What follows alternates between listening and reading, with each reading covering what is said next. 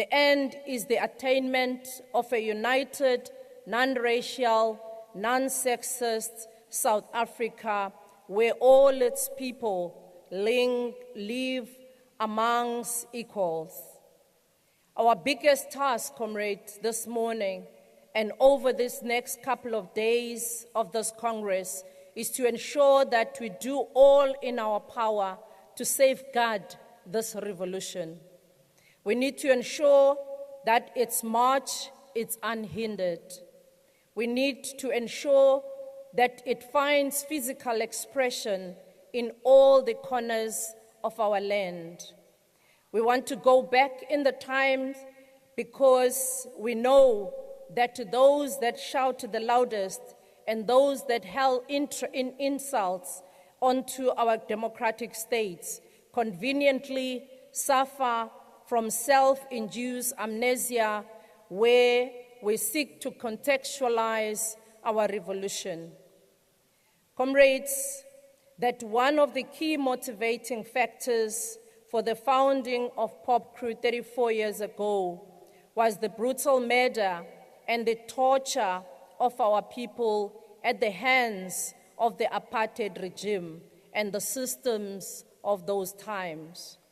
The police and prison sector were the most difficult to organize in it because it represented both the arrowhead of the apartheid state of that time. On the other hand, it was a sector that was targeted by the Liberation Army operatives for the simple reason that it stood between the people and their freedom during those days.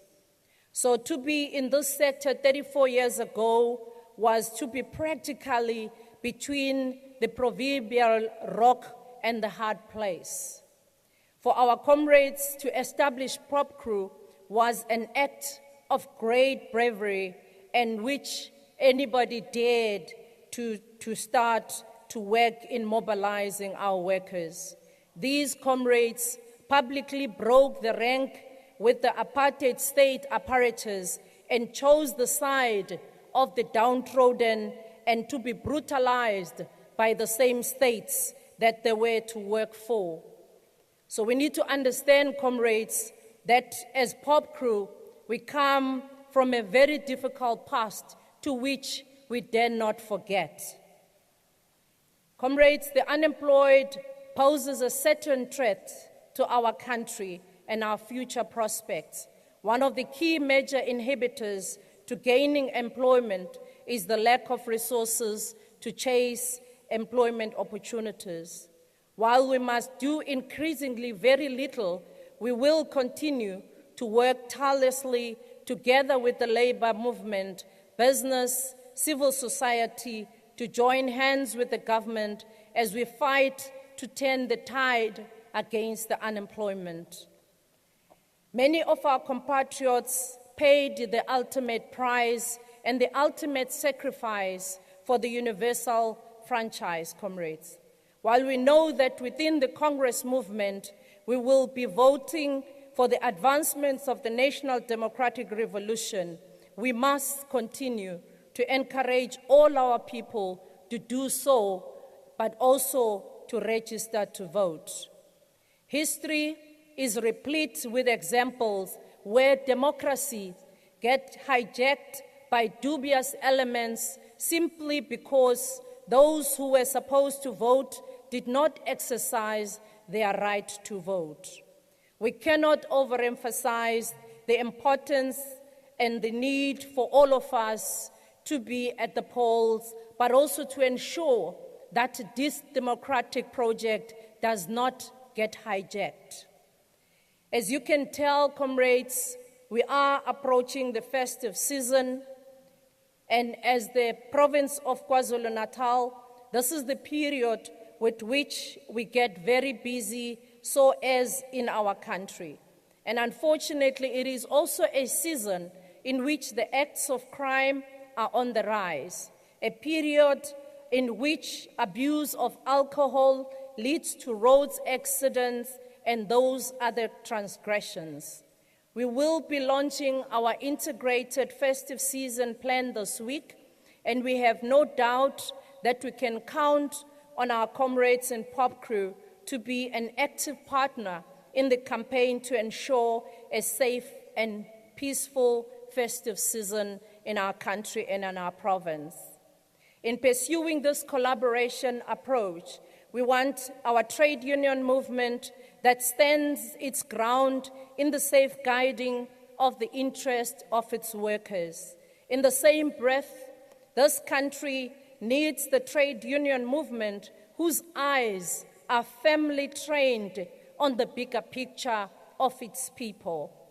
With those words, comrades, I wish to take this opportunity to welcome all of you as delegates to the POPCRU National Congress, together with all the guests to KwaZulu-Natal.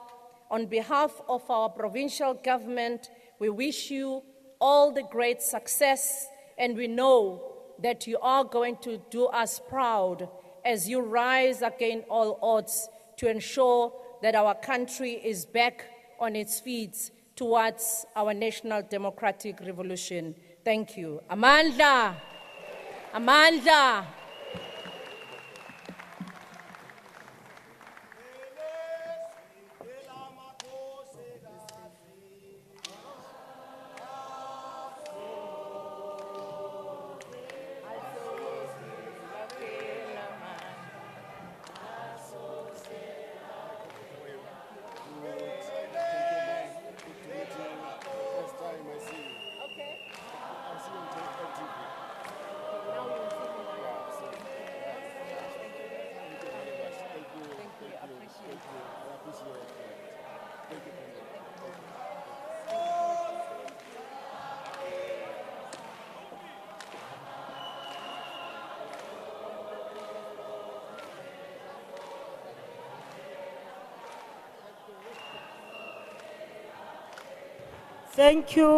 Thank you very much. Thank you, Mama Nomsa Dube Ngube, for the words of wisdom and reminding us of our founding principles as the organization. KZN, the invitation has been extended, and we are going to play our role on that particular day. Thank you very much, Mama. We won't fail you. We'll really support. We know the challenges that KwaZulu is faced with, more especially coming the festive season, in terms of the accidents. We'll be available with our T-shirts. Amandla, we are now going to call General Secretary, Comrade Jeffrey Dladla, to deal with the Congress rules. Amandla.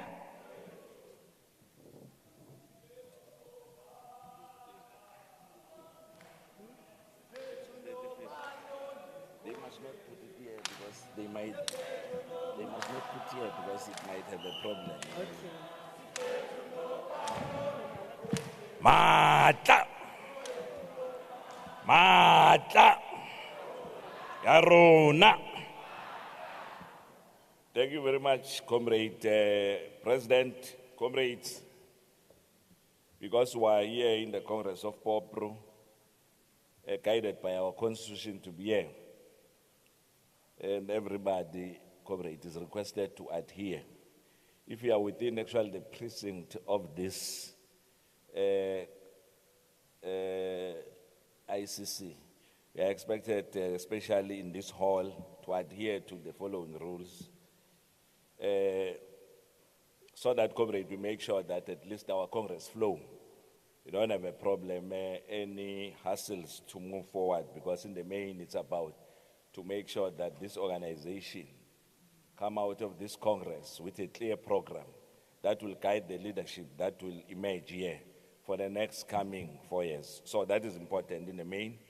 Hence, we came actually, we decided to come up with this rule. The 10th National Congress is convened in terms of Chapter 4 of POPCRU Constitution to fulfill its mandate in line with Section 10.3, subsection 10.3.1 to 10.3.18.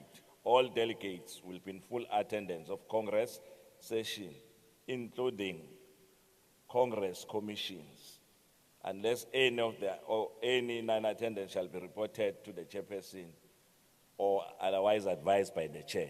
That means you don't decide on your own, comrade. Just to vamos in this Congress. We are expected actually to be here. If you want actually to leave the Congress, you must indicate to the chair so that we'll know that there is someone who's all delegates will be in full attendance. I'm saying on commissions, that is important. All proceedings of this 10 National Congress are conducted or shall be conducted in an orderly manner within the discipline of our constitutional mandate as outlined above.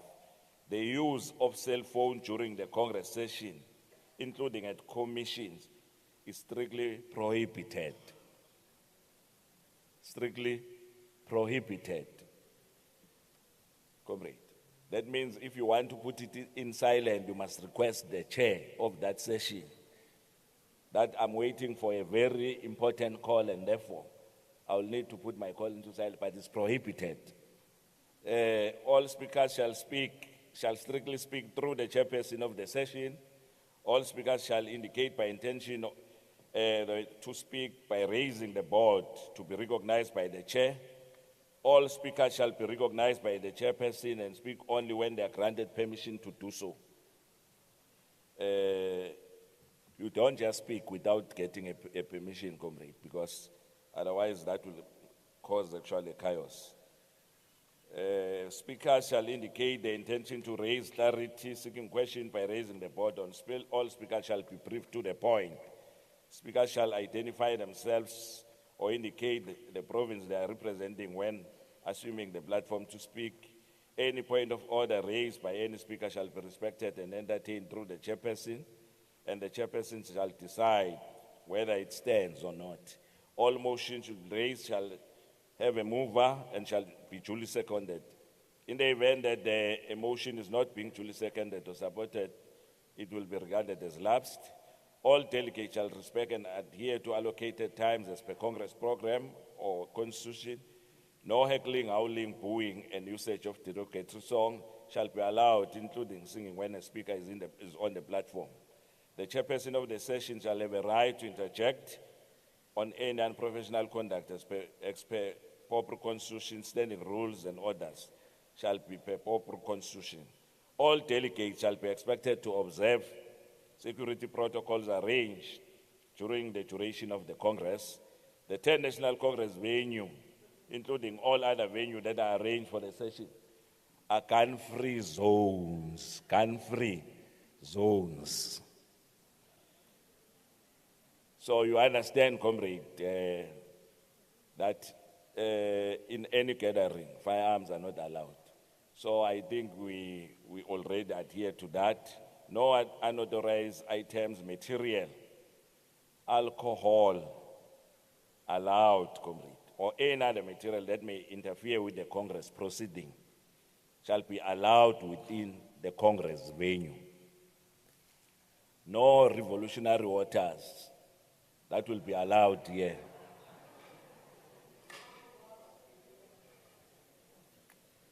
Yes, we are saying that, comrade. We are not saying when we are carrying them, even if they are within your body, they are not allowed in this Congress, and that must be clear.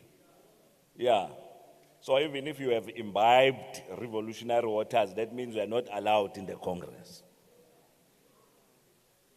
So I just wanted to say that. Thank you very much. Thanks, President.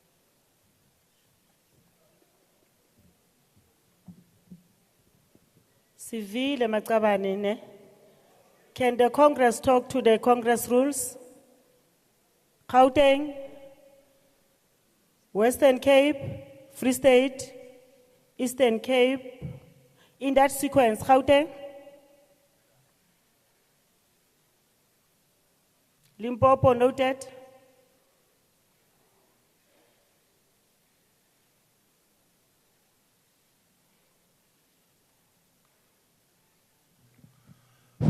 Thank you very much, President. How then we move for the acceptance of the Congress rules as presented by the General Secretary? Thank you.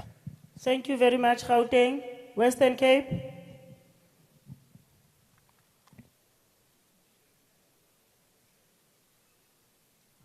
Thank you, President. Greetings to the 10th National Congress, to our international national guest. As Western Cape, we want to second Gauteng in terms of the adoptions of the Congress rules. Thank you, President. Thank you. The Congress rules has been moved and seconded. Do we have any dissenting view? Are we all agreeing by show of boards? Can I see the show? Thank you very much. We are now going to call the second Deputy General Secretary, Musadwa Majo Mokokong, to do the acknowledgement of the guest. Thank you.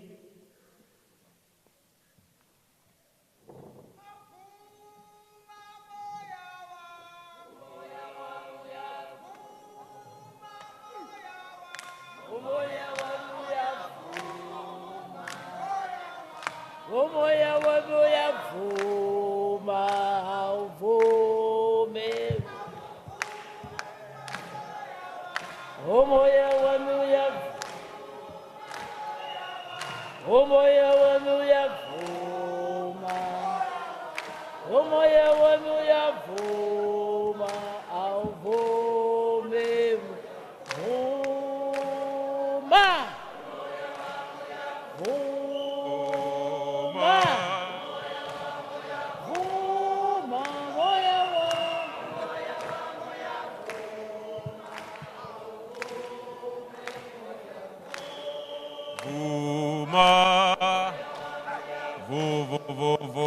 Vuma,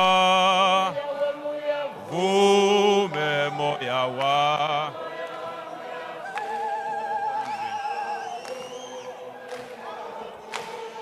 Me moya wa, awu vume moya wa.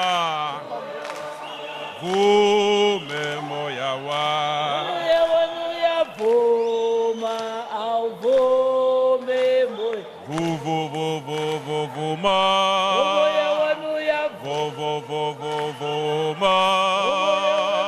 Vuma moya wa, hoya vuma, ovo, kese vuma, hao vuma, moya wa, hoya vuma, ovo. Auvume moya wa, auvume moya wa, Avuma moya wa, moya moya. Mandla, hayi kudala uvumile umoya wami. Thank you very much, Comrade President. I know that yesterday we acknowledged our guests, but it was another event. It was an election. Now we are in the Congress. We had to officially again to acknowledge our guests. Those that are having the mics, can you assist as soon as I request our guests to stand up to greet the Congress, then you assist them with the mic. We will start with the international guests. See, I'm dealing with technology here. From our neighboring country, Botswana, the Botswana Land Boards, Local Authorities, and Health Workers Union, BLAU. We've got in our midst the President, Tataone Kesebonye. Comrade President, can you greet the Congress?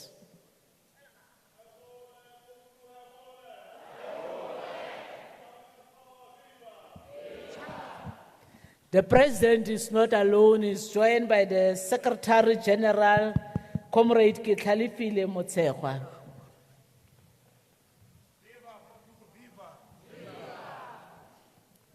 They are also with their International Relations Officer, Comrade Kitso Makute.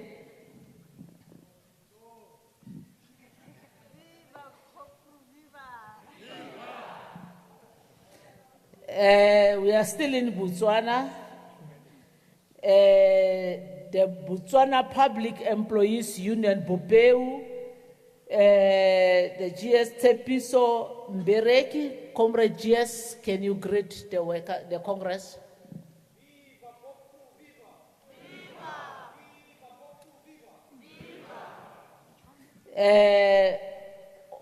The GS is not alone with the DGS, Comrade Setwalo Kakolulo. Viva!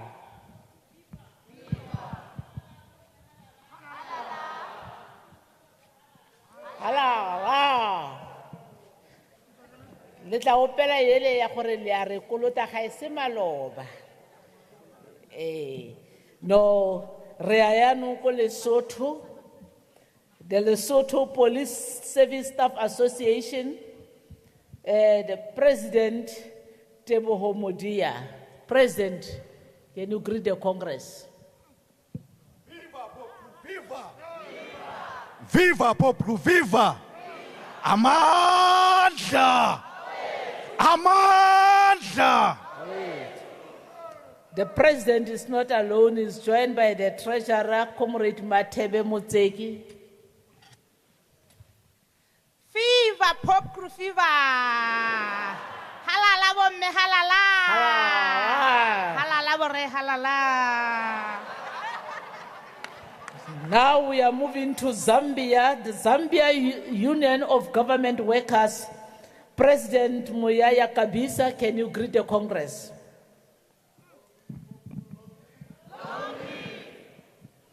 The Deputy General Secretary, Comrade Chola Kakunda, you are still in Zambia. Viva POPCRU, viva! Viva POPCRU, viva! Thank you. Eswatini Correctional Service Staff, the President Simiso Gininza. You can Viva understand. POPCRU, viva! Viva POPCRU, viva! Amanda!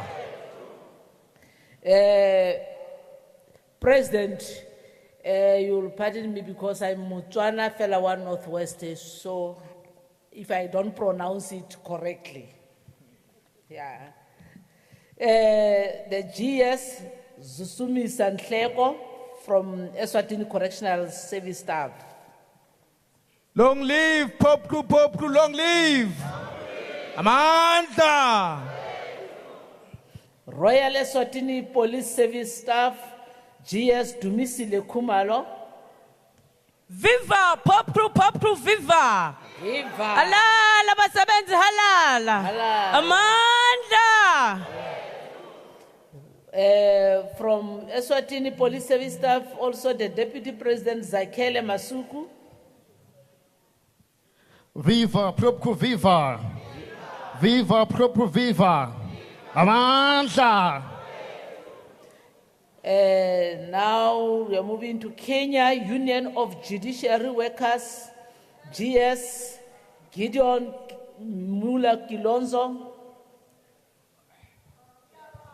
Viva POPCRU, viva!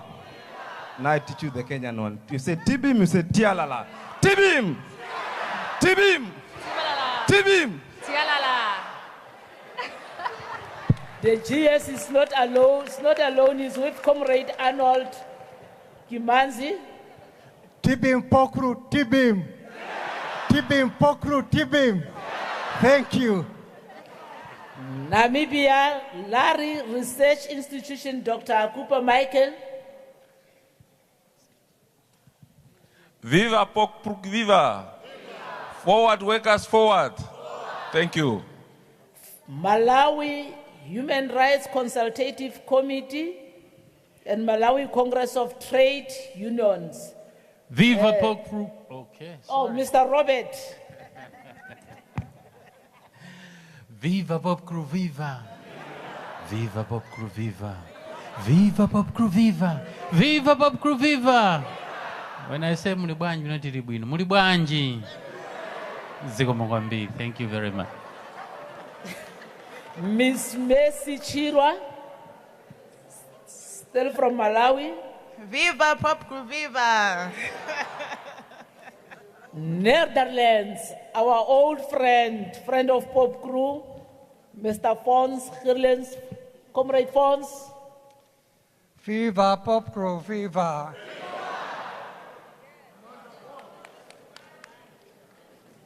Okay, now Cuba, National Union of Civil Defense Workers, the General Secretary, Kasia Mabel. Viva POPCRU, viva. Amandla.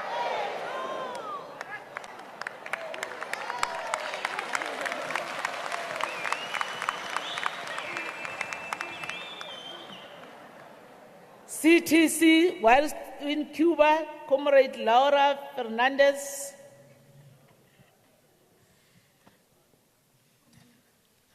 Viva POPCRU, viva. Viva POPCRU, viva. Amanja.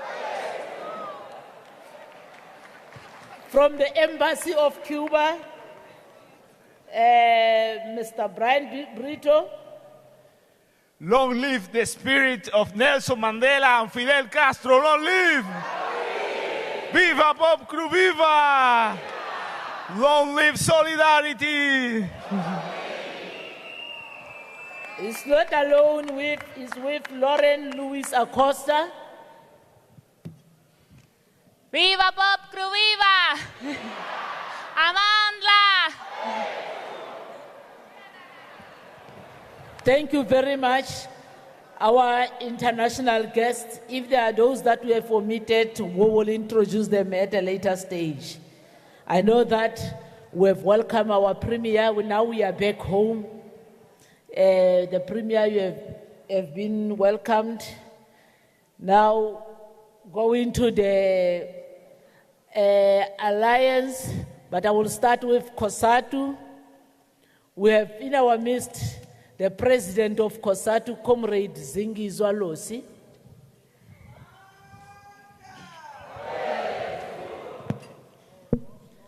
The first deputy president, Comrade Mike Shingaye.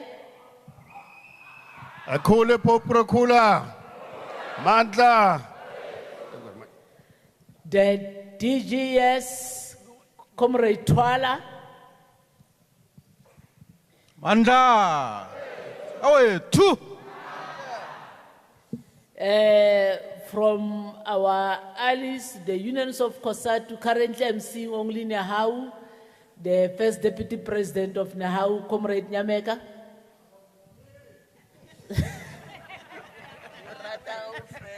Long live POPCRU, long live. Long live POPCRU, long live. Amandla. The former national office bearers, Comrade Khubona Mamarekwa. Viva POPCRU, viva. Halala basebenzi halala. Nini is sending her regards to all of you. Comrade Nkosi Nathi Mabida. He's not alone, he's joined by Mama Bida. Viva POPCRU, viva. Viva. Amanda. Long live POPCRU, long live. Long live POPCRU, long live. Amanda. Away too. Amanda. Away too. Okay, he has greeted on your behalf. The two shall become one. Good. Comrade Boas Mukhale.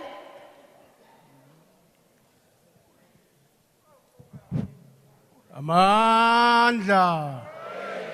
Amandla. Viva POPCRU, viva. Viva POPCRU, viva. Dumelang basebetsi, dumelang. Dumelang basebetsi, dumelang. Abusheni. Abusheni. Tamuka Mamkau. Tamuka Mamkau.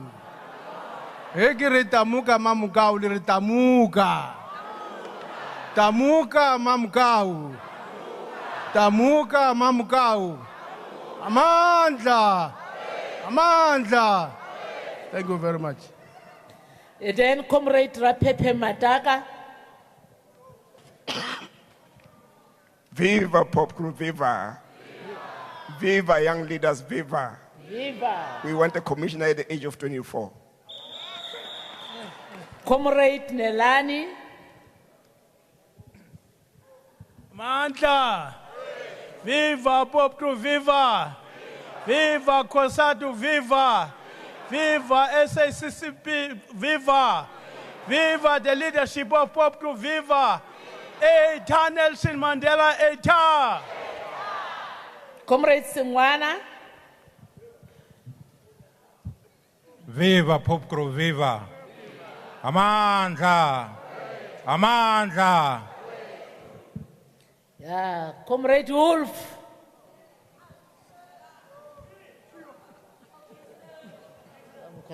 Als ik zeg mag, dan zeg je onzin. Mag! Mag! Mag! Mandla! Comrade Ngele. There's that side. These are the former leaders. Long live POPCRU, long live. Amandla. Now the founding members, I know that they are joined by the spouses, but I think we will do like, President Mabi.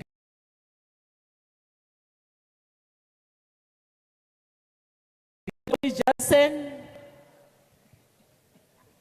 Viva POPCRU, viva. Viva POPCRU, viva.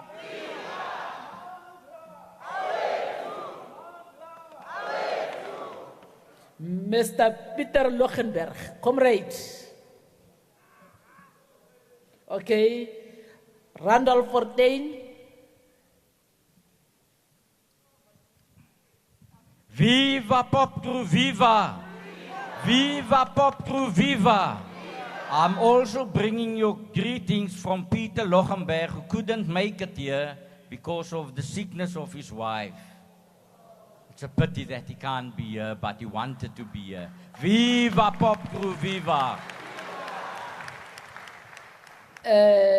Comrade Willem Jacobs. Viva POPCRU, viva! Viva POPCRU, viva! Comrade Cecil Peterson. Viva POPCRU, viva! Roar, young lions, roar! Roar, young lions, roar! The former GS of Sepau, Tate Mofokeng, I know also Mayor is here. Can you greet the Congress? Tate Mofokeng? He's outside. Okay, now I'm told that Tate Mofokeng is outside. The Polmet Principal Officer, Ms. Neo Kaue.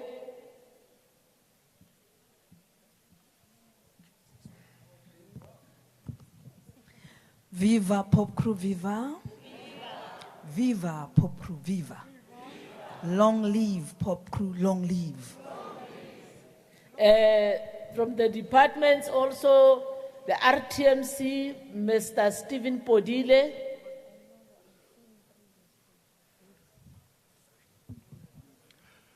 Viva POPCRU, viva. Long live POPCRU, long live. POPCRU forever, POPCRU forever. Thank you. Thank you. Mr. Filwe Mongale. Viva POPCRU, viva! Long live POPCRU, long live! From Correctional Service Head Office, we know that the National Commissioner will join us, but currently, Mrs. Somisa Mawela. Viva POPCRU Viva. Malibongwe. Kano sunale Mr. Mageba. Okay. Going to the bargaining councils, Triple SBC, the secretary, Komotso Moswane. Comrade Tiny Mokwera.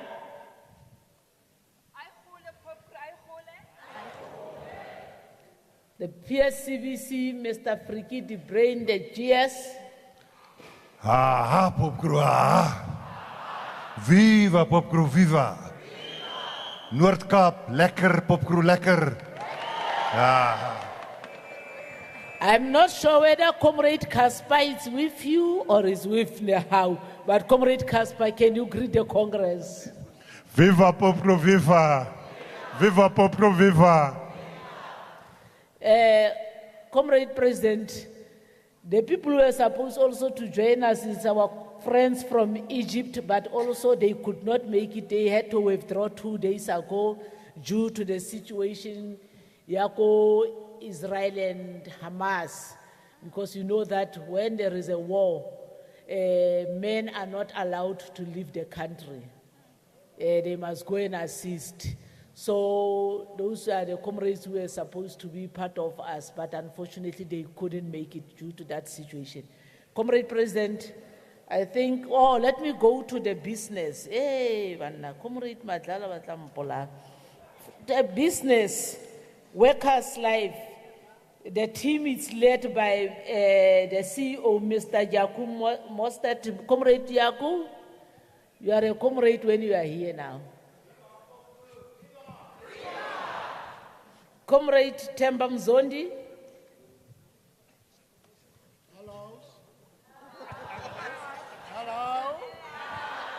Hello? Viva POPCRU, viva! Manka! Way to! Manka! Jani Marias. Okay, Leonard Madala, Ebrur.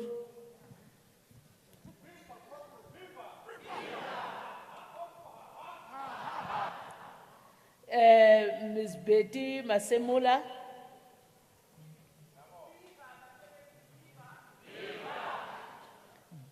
Debbie Moyeng.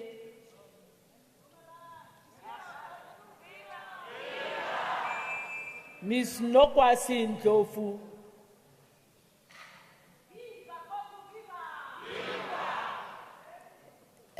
From Workers' Life, Mr. Kevin van Veek. What? Okay. No, also I know from Safer South Africa. Tatum Samai.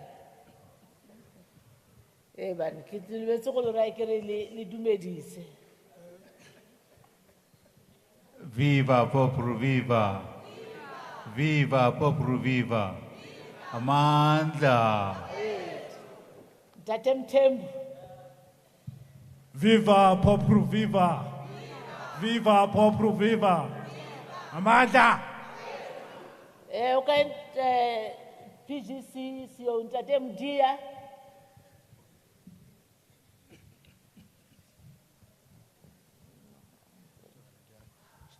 Mandla, kawethu, phila ngona phakade POPCRU, phila ngona phakade.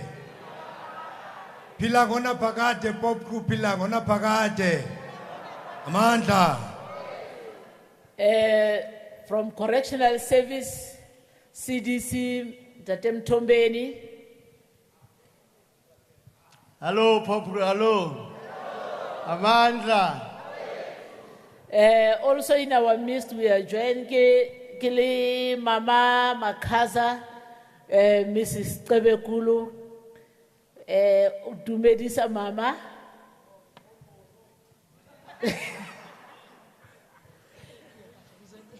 Kula POPCRU, kula.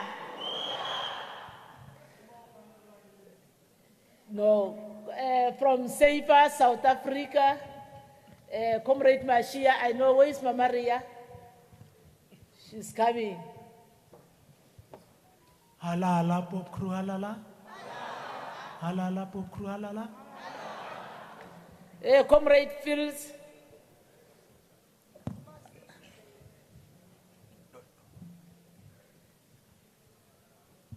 Halala POPCRU halala. Comrades, for now I'm done. Kia Papato. Later on, I will come back if there are any other guests that I have omitted. Thank you very much, President. Ke tlhoka go nwa botlolo ya metsi le nna.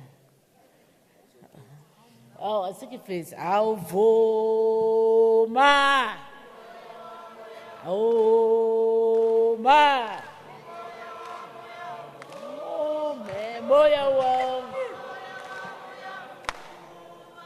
Avome.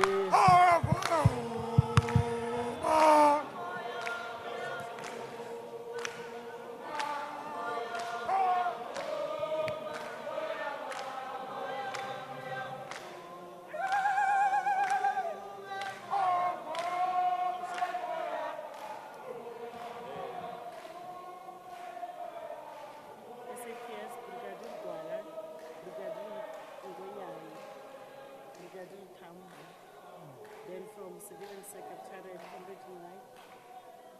Umoya wa moya. Amanda. I thought Kia Papato. I'm told that I'm not done. From the Civilian Secretariat, we've got Comrade Ngai in our midst. Can you greet the Congress? Ngai. Where is Comrade? Oh, today we are going to call you comrades. You are not employer. Power is with us now. Comrades.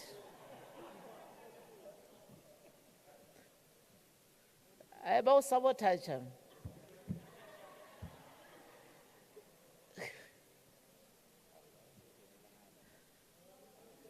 Okay. Viva POPCRU, viva! Viva POPCRU, viva! Anda! Anda! Wait to Renale Brigadier Tambo from SAPS. Tambo. Okay. Viva POPCRU, viva! Viva POPCRU, viva! Amandla! From SABC again, Brigadier Ngwenyane. Viva POPCRU, viva! Viva POPCRU, viva! Forward with the struggle, forward! Forward! Amanda! Brigadier Gwala. Viva POPCRU, viva! Viva POPCRU, viva! Amandla! Comrade Mhlongo. Viva! President, I think for now, I'm done. Moya waka uyavuma. Now I'm handing back over to you. Thank you very much, President.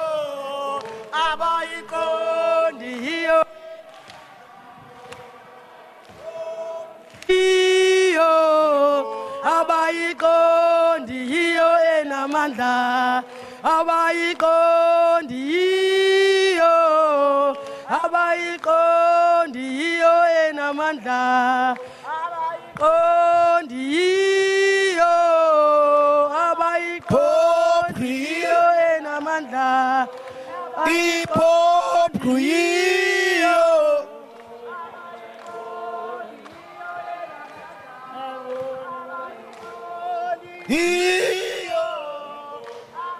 On. Iyo enamandla. Abayi.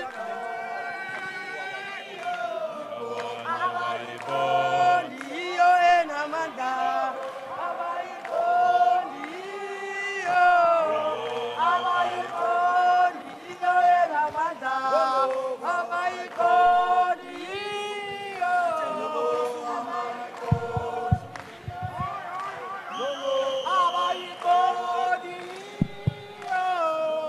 Abayiqondi iyo enamandla abayiqondi iyo move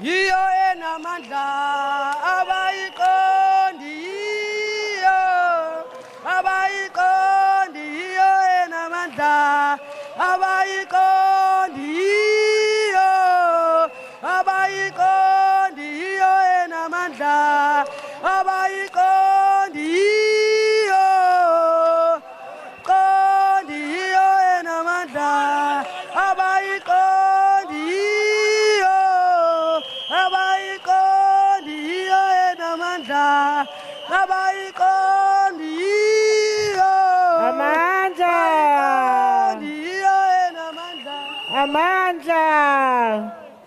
Thank you, comrades. DGS, can we finalize the issue of the introduction of guests?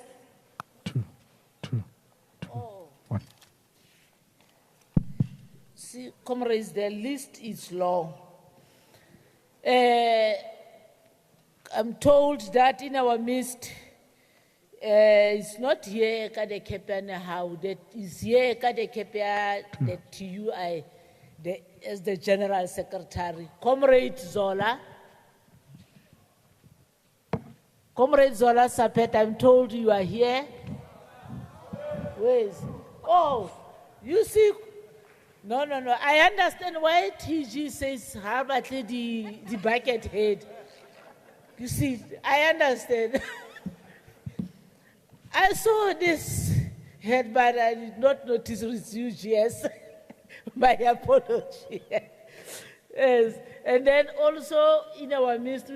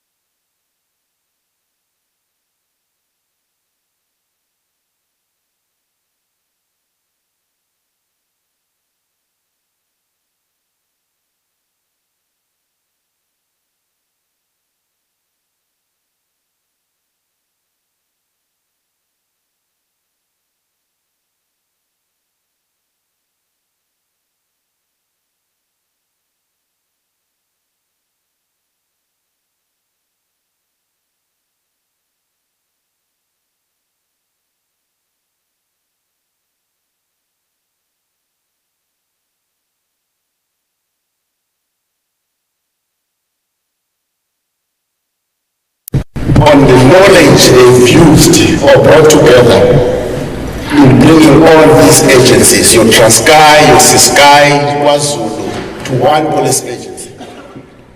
Myself and Comrade Kele, we went there, and Comrade Kele, we come to German.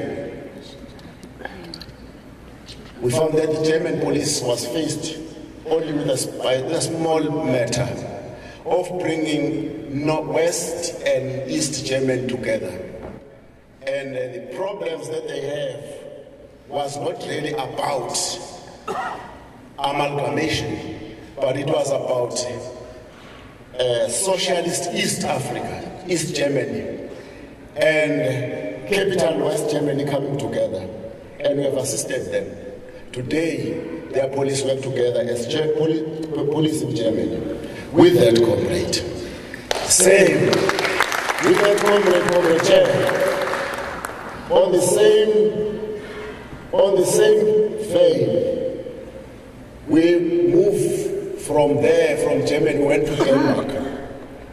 In Denmark, comrade, that is where we addressed the May rally of Danish in the stadium. Myself and that comrade. Comrade me, I don't know what are you doing now, but you have history in this organization and the things that you have done. The unfortunate part of history is that it cannot be. You can't delete it even if you don't want it. So I disagree with him when it comes to local operation, but I value his contribution. And Comrade Mnielo, I want to talk about something before I start. I wanted you to stand up. Stand up, Comrade Mnielo. Yeah. With that comrade in Kimberley, we were instructed, Comrade Chair, by NEC of POPCRU to go and talk to President Thabo Mbeki in Parliament to release Comrade Rockman, so that Comrade Rockman could be part of our business leadership, PGC. We went there, and the stories are not nice, because Esau Pahad kept us on the door. He did not want us to come in. May his soul rest in peace. But Comrade Mnielo and I have to find our way into the president's office. And we had a very good discussion. And with that comrade, when I talk about him at last, that comrade, when we come back from Germany, we learn a few things. Amongst the things that we have learned, we found out that the German police, on their right wing, they've got business of the union. And that business of the union, comrade, is the business of the union that does printing of government in Germany. And they show us how they've come together and improve on that project. That's both of us. And we take a lesson from there. Comrade Mnielo, we came back and introduced a business in South Africa. Comrades who, refuse to accept this concept. And they say, you know what, comrade, we cannot be capitalist. But ultimately, we won the debate with that man. And these comrades, Comrade Chair,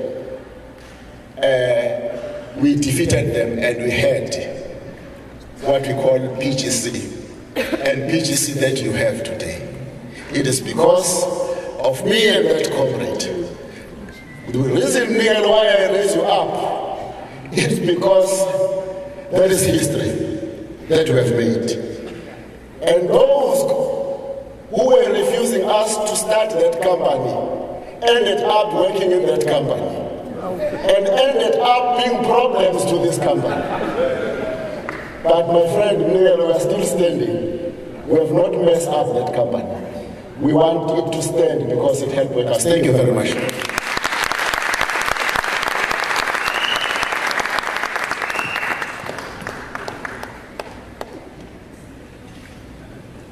I had to first start with our history, Comrade Chair. I had to start with our history because in front of me I see Comrade from Duba Duba. This Comrade from Duba Duba, I came to Duba Duba, I went to Duba Duba to fight their battles. In 1994, on the outbreak of new democracy, this Comrade called us in Duba Duba that white police officers have buried black people behind a police station. And we represented them in their case. Shortly after we won that case, we found that all of them, these comrades, are owning taxis. And these comrades, we have to defend them because they were owning taxis there to Duba Duba.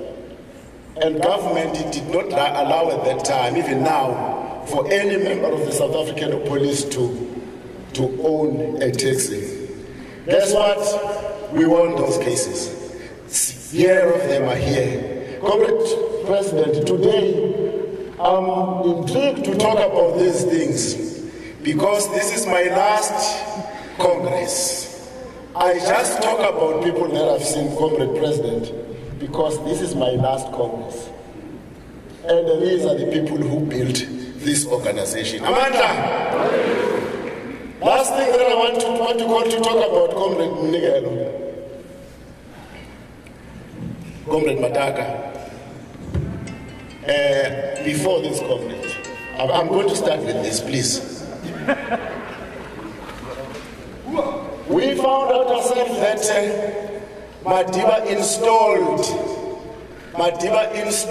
a white commissioner by the name of Fivers. And one day, myself and Mataka were at Kosatu. We were told that the same police, Nima Fumadi, who was a minister of that department, white police officers have arrested her and harassed her on the road. Not because what. Remember harassing a minister on the road. And we took it upon ourselves and we said we must fight against the injustice that has been done to Comrade Sidney Fumadi. We started a big campaign. And in that big campaign, Comrade Mnigelo, if you remember, we were called by Madiba at the Union Building. Yes, myself and Mnigelo and others. And when we arrived there, Madiba said, "Hey, who is Tebekulu?" I said, "No, it's me." He said, come and sit here. I sat there. And Comrade, guess what? He intimidated me. On the armchair, he put his hand on top of mine. And think about a hand of Madiba on top of your head. And all the matter that I had prepared in my article had evaporated. And I happened to be listening to Madiba. He said, "What is your name?" I told him, "My name is Isabella Tebekulu." "But you are very young, why are you not at school?" But he did not say to me alone, he said to Mataka, stand up. It was Mataka and Jimino Manda were told to go to school. And he told us that he can arrange school for us because we are too young. Yes, Comrade. For the first time with this comrade, we had a sit-in the office of Fivers. First time to have a sit-in in the police headquarters. Never seen. But we told him we want to see him. Everybody say, no, he's busy with Pagat. We say, we want to see him. We will wait for him. We waited for him. Fivers did not come. And at that time, the police, black police, riot police was called. And they came into the office called by General from Western Cape. And when he arrived, comrade, he talked to us, and as a person who understands Rockman, and comrade, he could not get his way. And Comrade Madaka, at the same time, the sweets that we are having were no more, because we started to be hungry now and the day is too long. But immediately those guys, riot group came in with an intention to remove us. But they could not remove us because they say, why are you here? We say, we are here to fight for your salaries. They say, good, bye-bye. They left us.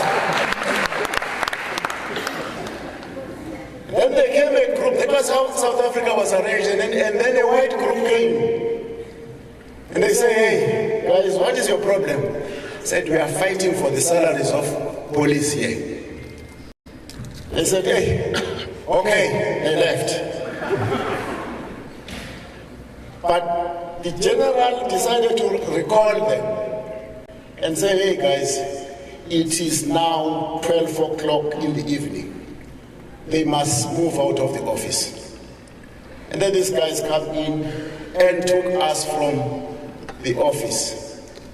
And they took us through an exit that I don't know, Makataka. But we found a lot of cars. And we put into those cars to Central Police Station. And Comrade Chair, we got what we wanted. But when Madiba called us and said, hey, go to school or tell me where are these generals? We did not know them. He explained that general on my inauguration wanted to kill me. That general on my inauguration wanted to kill me. And that comrade became a very tough situation because we did not know where are they.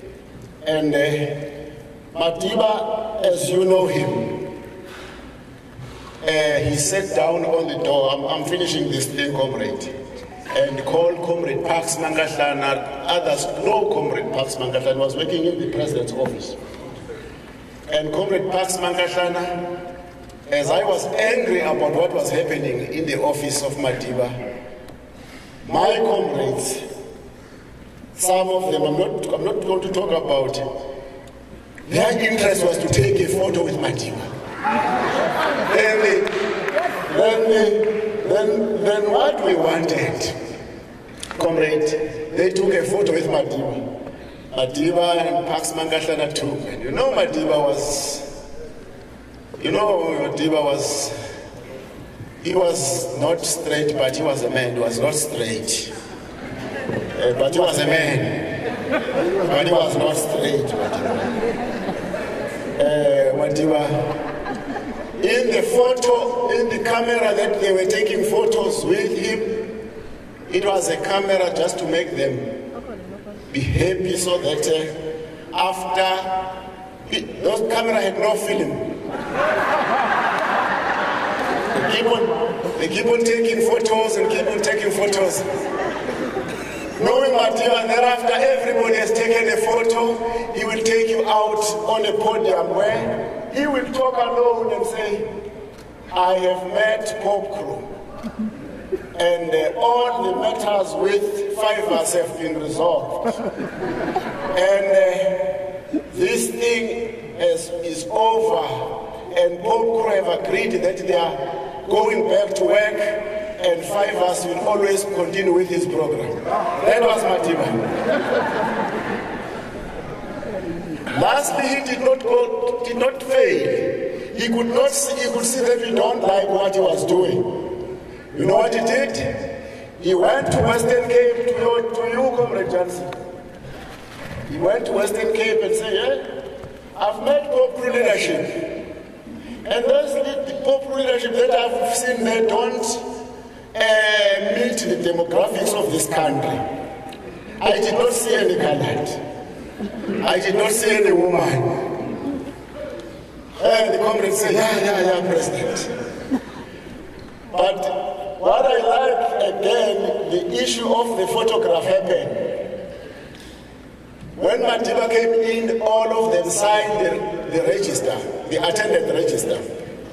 Then Madiba said, okay, comrade, I've worked with you in Cape Town, Comrade Jansen, Comrade there and there. Tell me, what do you want?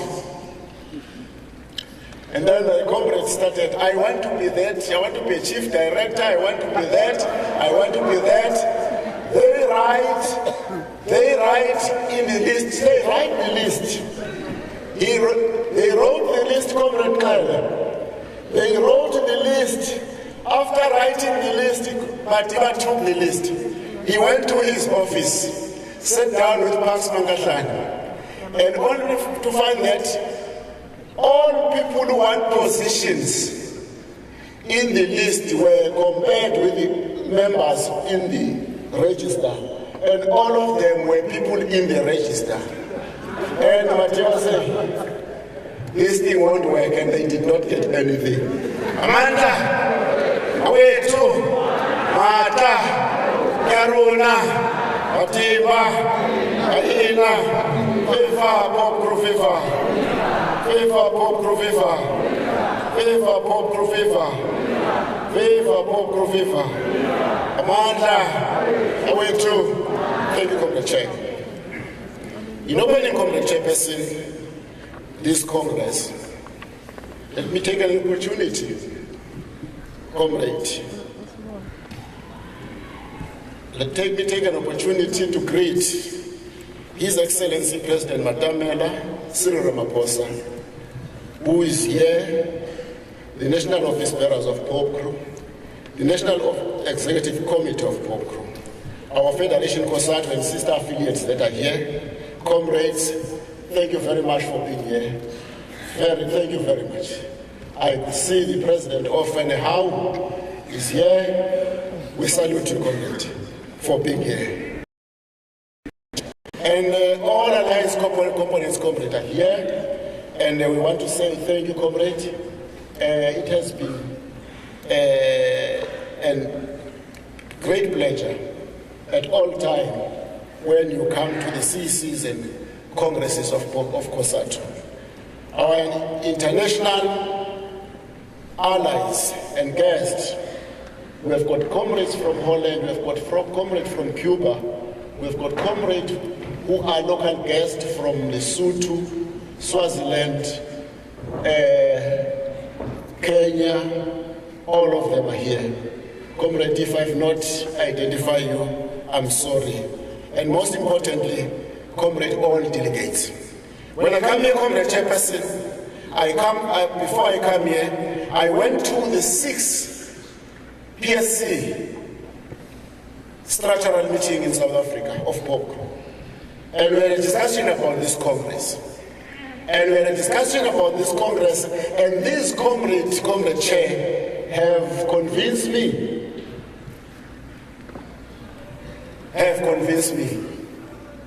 that they will be in the Congress. I see them, they are in the Congress. Thank you, Comrade, you are in the Congress. But I don't see what we agreed upon, which is a package of being in the Congress. I don't see you singing. I don't see you singing. I see you like people who have just come out of ICU. And you have challenges. And these challenges, Comrade, must be overcome, because this is a Congress of POPCRU. Comrade Chair, it's an honor to welcome you, our guest, on this 10th Police and Prison Civil Rights Union Congress.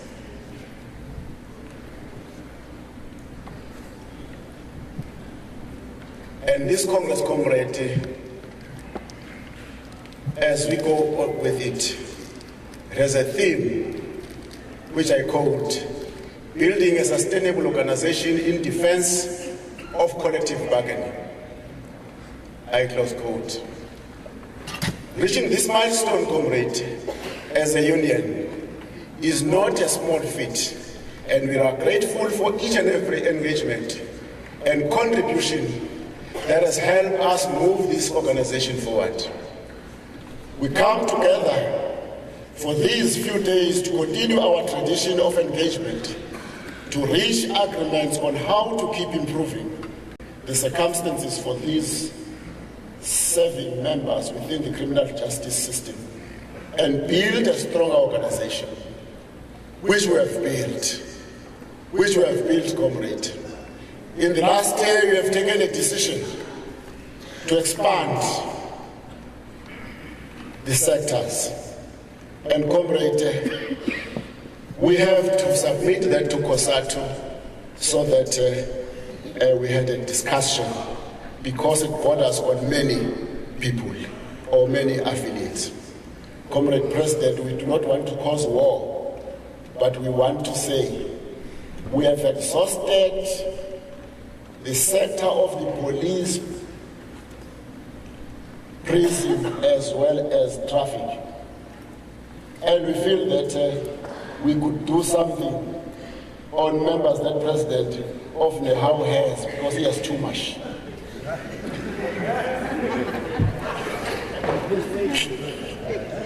I'm sorry, my comrade. I'm talking about something that you have discussed because you are a comrade that I trust. And you're a comrade that does not run away from a discussion. But it's important, comrade, that when I come to you, you know, comrade, where my interests are. And the comrade President has agreed that I must come, and this is too much for him. He can't carry all this. And that is my comrade President, Deputy President of COSATU and President of NUMSA, of Nehau. This theme, comrade, is the central discourse that frames the coming term of office and should be developed throughout. It is informed by the various contemporary challenges we are facing, mainly to ensure the following. One, worker protection. As a trade union, we should continue advocating for workers' rights and ensuring fair wages, safe working conditions, and protecting against exploitation of workers. By safeguarding workers' interests, we contribute to a stable and motivated workforce, which is essential for our own sustainability. Two, collective bargaining should continue to negotiate with employers on behalf of the workers to secure better working conditions, benefits, and job security. Through comrade collective bargaining, we help establish fair labor practice and reducing income inequalities and promoting social justice. To this extent, there have been challenges that the entire public service has been facing, which seeks to erode all gains made post-1994 that will be covered extensively in our various reports. Third, on skills development, we should consistently provide training and education program to enhance workers' skill and knowledge. By investing in human capital development, we contribute to a more productive workforce, which is crucial for sustainable growth and competition. 5, on social dialogue, Comrade Chair, we should continue engaging in social dialogue with employers, government, and other stakeholders to address labor-related issues and shape policies of government. Not only shaping policies of government, but also creating capacity of analyzing those policies, which is very important. This collaboration should always promote inclusive decision-making processes, leading more sustainable and equitable development. Our recent policy, Indaba, is one such example of an effective platform that can build smart coalitions in the fight against crime. And we want to see the Minister of the Police embracing smart coalitions as a way or as an additive in the fight against crime. Then, comrade, on political advocacy, we advocate for policies that support workers' rights, social welfare, and economic justice. Through various platforms, we participate in policy formulation and influence legislation to create an enabling environment for sustainable growth and development. We need corporate that to deal with the social protection. We should continue advocating for social protection measures such as unemployment benefits, health care, and pension scheme. These measures provide a safety net for workers, ensuring their well-being while contributing to social stability. But again, we cannot forget about, as we discuss these matters, we cannot forget about promotion of equality. We must strive to eliminate discrimination and promote equality in the workplace by advocating for equal pay, gender equality, and diversity. We contribute to a more conclusive and inclusive, sustainable society. We have, comrades, built POPCRU over the years to become a vehicle for possible change, ensuring that each member is heard while using our collective voice to achieve fruitful welcome. Throughout POPCRU, Comrade Chair, existence, we have driven effectively policy changes to create better working conditions for our members. And it is an honor to continue that tradition at this National Congress. This Congress, Comrade Chair, is in line with our constitutional provisions, which state that the National Congress is the supreme governing body of the Union and will sit once every 4 years. And that is why we are here. It serves as a platform for broader reflection on organizational, political, social, and educational issues that have risen since the 9th Congress and offers us direction in this regard. It is an essential mechanism for analyzing the material conditions we find ourselves in so that they would be better positioned to determine our future strategic and tactical objectives amidst the ever-changing realities of our time. With the above objective, comrade, with the above objectives in mind, we continue to participate in local and international trade unions activities, foster link, perform other duties, engagements in the interest of our members. But above all, make sure that we learn the best practice from their union. POPCRU is mandated to find agreeable solutions for members, enabling unions employees to advocate for their need and define the term of their employment. But our most important aim is to fortify and improve the welfare of our members, understanding that collective bargaining is a powerful tool through which to achieve this, as well as to realize a fair and prosperous society for all. Comrade Chair, yesterday, all of us during the British Rupee Memorial, we all agreed that on the 5th, yesterday, of November, we mark the 34th year of POPCRU's existence. On that day in 1989, at Strand Street in Cape Town, police and correctional service officers took a conscious decision to launch a trade union movement with progressive stance. By doing so, comrade, POPCRU challenges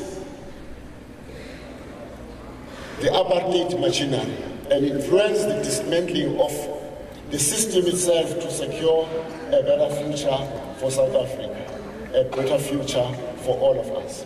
The apartheid government leading the police like club to extinguishing dissent to the injustice of their regime, while simultaneously suppressing the right of black people and black police. Employees also were suppressed. These were difficult times, but we persisted and played a critical role in restoring honor and dignity in our police service for the benefit of our country.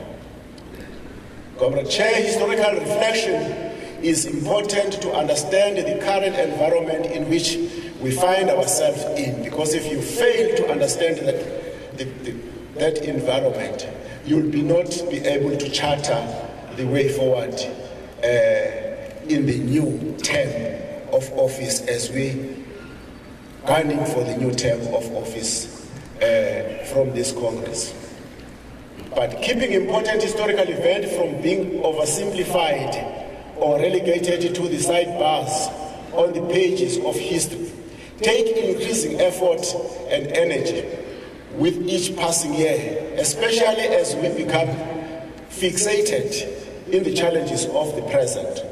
So, Comrade Chair, in this auspicious occasion, the 10th year Congress of POPCRU, I would like us all to take a moment to recognize and celebrate the historic root of our courageous trade union and to acknowledge the many battles that were waged to bring us to this point. I also recognize that there are many battles that POPCRU will still need to fight in the future to ensure that justice is prevailed. One of the fights POPCRU has to fight is a fight against austerity measures. A fight against austerity measures that have been released recently. And the austerity measures have been introduced. Yet the members of public service across the country for 4 financial years have never got an increase. And we say POPCRU have to fight for these injustices. And I know when POPCRU fight for these injustices, they fight for them, they fight against them. And we're prepared to leave no stone unturned in making sure that we fight austerity measures. They could be justified in many ways. COVID as an enabler and other things. But as long as they don't affect all of us, they only affect workers, we have to fight against them. On behalf of POPCRU, I would like to offer my sincere thanks and gratitude, comrades, to our predecessors for their immeasurable contribution and the sacrifices they made on behalf of our movement. Had it not been for selfless and stewardship of comrades Gregory Rockman-Willie, Jacob Peter Lochenberg, Randolph Fontaine, Johnny Jansen, Cecil Peterson, Adriana Roda, Nigel Nele, Enoch Nelane, Fat Boy, and many others. The many others who dedicated themselves to our struggle at the height of the fight for liberation, POPCRU would not be the power organization it is today. We thank you, comrades. We thank you very much. We thank you for the contribution that you have made. We thank you, comrade. We thank you for the contribution that you have made. Comrade Breakfast, Comrade Ngubo, and many of them, they have contributed to what we see today. We are further indebted, comrade, to yourselves, to the comrade that we were talking about yesterday, Comrade British Upin, Boas Mohale, John Masakameng, Mandla Mkwanazi, Themba Msondi, Sibongile Nkosi, Monwabisi Moto, Mudumayela, Hamilton Sengwane, Lisiho Wolf, Peter Nguna, Peter Swart, Rapepeng Mataka, Lucas Komane, the late Lucas Komane, Jacob Sumane, Peter Mofokeng, Emmanuel Osinachi Mabita, Ngubo, and many others unsung heroes and heroines of our movement who have contributed immensely to POPCRU's growth. And comrade, I want you to put your hands together for those comrades.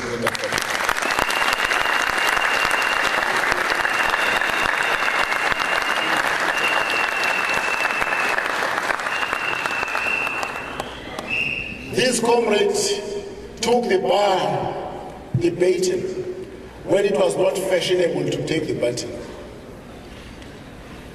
These comrades took the baton when we did not have any agreement with the Department for Transport purposes. They were using their cars.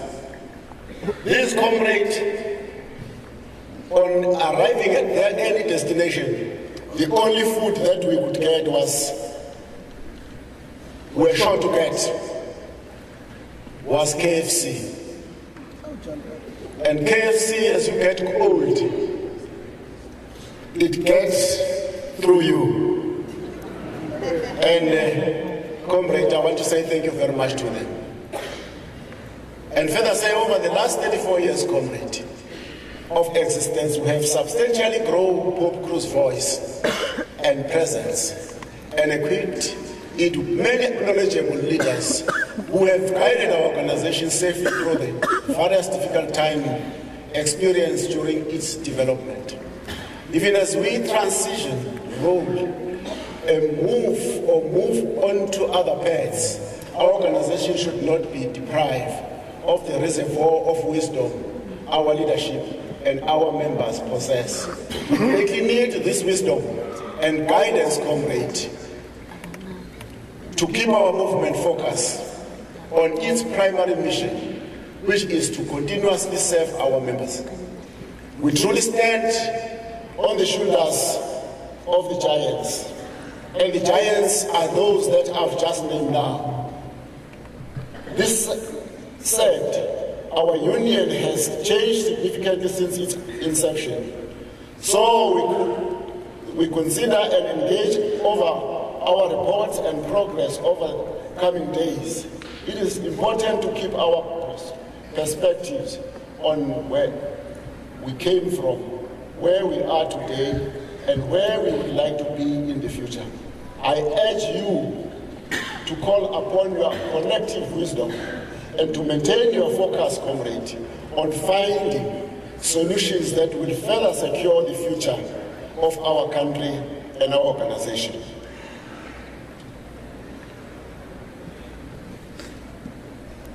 The context, I want to move, comrade, to the context of the current discourse. On the context of the current discourse, comrade, I want to say South Africa is currently in dire economic strain.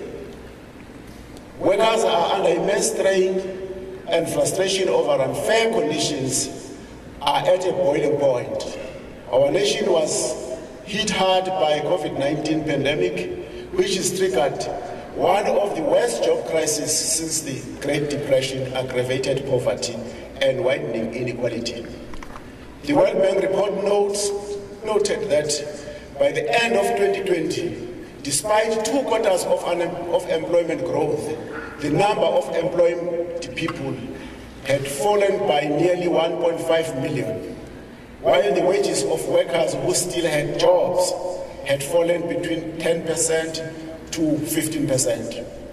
Comrades, today we are still faced with the repercussions that the pandemic had on workers, and the impact of this disaster will be felt for years to come. We are deeply troubled by the socio-economic devastation caused by the impact of COVID-19 on the South African economy. In particular, the massive job losses that have taken place since its outbreak. And to date, comrade, this continues to be a source of social instability, and the urgent intensification of government intervention is required. However, we maintain that these much-needed interventions should not be centered on austerity measures. We want creativity of our government. We want government not to rely on austerity measures, but rely, comrade, on our homemade economic intervention, and that will sustain our economy. Because if you use or you opt for austerity measures, you are moving in circles in making sure that you make money for other people. From the onset on the state of disaster, the South African Police Service, SABC, saw its mandate expand to include the enforcement of regulation in terms of Disaster Management Act 2000, performing vital frontline policy. This was why it was still required to execute its original mandate of maintaining the safety and security of South Africans, placing members under enormous strain. Yes, comrade, they introduced this regulation, but the only thing that they did not was to introduce more human capital and more material resources to back the members of the SABC to do their job. Other challenges then arose, including managing compliance in areas where the regulations are difficult to enforce and with constrained capacity. The expanded mandate, comrade, also had a major psychological impact on the SABC members. However, it did bring about some positive changes, such as strengthening cooperation with various partners and stakeholders, and greater awareness, comrade, of the role that technology could play in the policing function and fighting against crime. Ultimately, this period had a significant impact on crime and public safety, both in the short and long term. South Africa faced very different challenges from Western countries that had implemented lockdown to prevent the spread of the virus.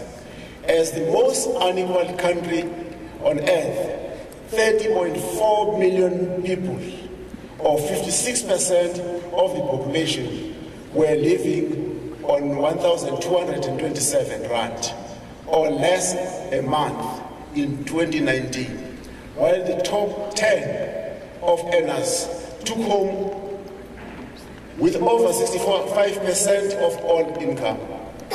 Additionally, Comrade Chair, millions of people were living in single rooms and under cramped conditions in informal settlements or crowded inner city because they had no option. They struggled to make substantial adjustment to their lives to mitigate the spread of the virus. Being forced to stay indoors for a month resulted in heightened tension between people and in the household and between neighbors. Records show that more cases of domestic violence were reported as people were forced to stay at home. At the time, the SABC had received 2,320 complaints of gender-based violence during the first week of the lockdown. This is 37% higher than the weekly average for the high 87,190 gender-based violence cases reported during 2019. The National Gender-Based Violence Command Center also noted that it had reached triple the usual number of the calls. Research of the South African Medical Research Council found that 56 of females were murdered in South Africa, and they were killed by their intimate partners. A related concern was that almost 45% of child murder victims died because abuse and neglect were often at the hand of their mothers. Furthermore, it is clear that the COVID-19 pandemic has worsened the extreme inequality in the South African development countries, SADC countries, and pushed millions into poverty. Those gravely affected were the working class and the poor. And as economies continue to stumble, the poverty gap is increasing in Africa. The commitment to reducing inequality index reports has shown that the 15 SADC member states lost about $80 billion in 2020 due to the lower than expected growth. This is the equivalent of around $220 or approximately 4,050 rand for every SADC citizen. This analysis estimates that this economic crisis could take more than a decade to reverse, erasing all hopes of countries meeting their national development plan targets to reduce poverty and inequality by 2030. If countries, Comrade Chair, were to act decisively against inequality with policies aimed to help support citizens through the provision of public services, the impact of the crisis could be reversed in just 3 years. However, the report finds the SADC countries have rather responded with belt-tightening measures that are likely to do further harm to the people of their countries. In the case of South Africa, the poorest in our society are already bearing the brunt of the pandemic's effect and are now facing the extra cost of austerity policies. The government has not acted to reverse the damages of the pandemic by increasing social spending and addressing the inequality crisis. Instead, it has been pressured by increasing debt service payment to cut social spending.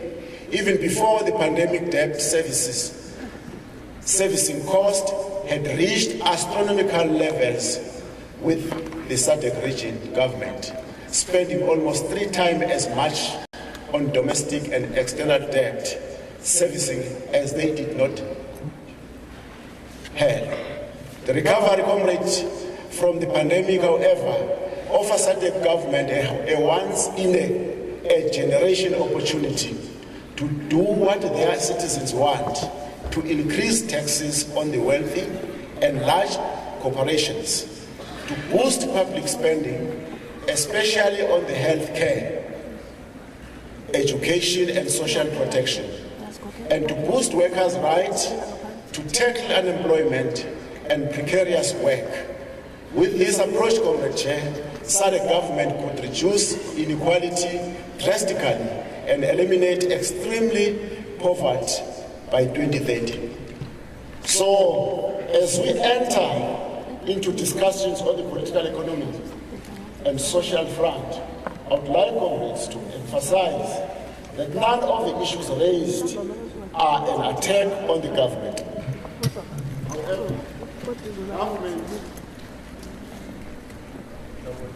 Sabotage. However, government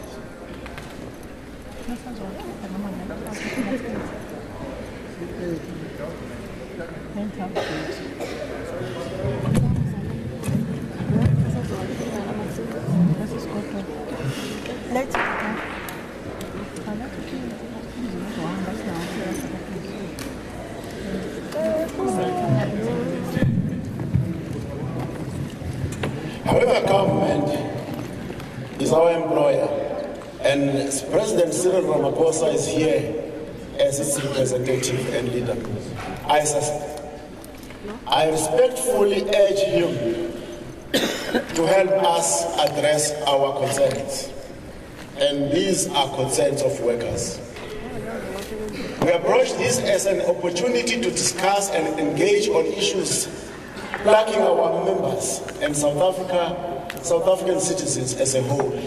We would like to remind you, Mr. President, that we do not need you to follow in the footsteps of Madiba, but rather be a sound and reasonable leader, willing to listen to those who are experiencing difficulties. We need you to speak out on issues and address the hard matters that are plaguing the police, prisons, traffic officers of South Africa. Yes, they are dedicated civil servants, but let it be known, without reservation, these men and women, first and foremost, citizens of this nation, they look to you. We say to Mr. President for resolute answers to the formidable issues that weigh heavily on their shoulders. Hope to hold a deep-seated concern for our nation, and we firmly believe that government issues should never burden our citizens. We fervently urge you, in your role as the nation's leader, to assume control of administrative matters, hold highly questionable individuals in your cabinet, accountable where needed, and execute your responsibilities diligently for betterment of all South Africans. Our government comrades seem to wield unchecked powers, seemingly indifferent to the voices of the people, and receptivity appear limited to their own opinions and perspective. Mr. President, we earnestly implore you to genuinely hear, not just listen to your people, including men and women in the room and our dedicated members who are not to be present but are tirelessly committed to safeguarding our country and her citizens. On the austerity measures, Comrade Chair, that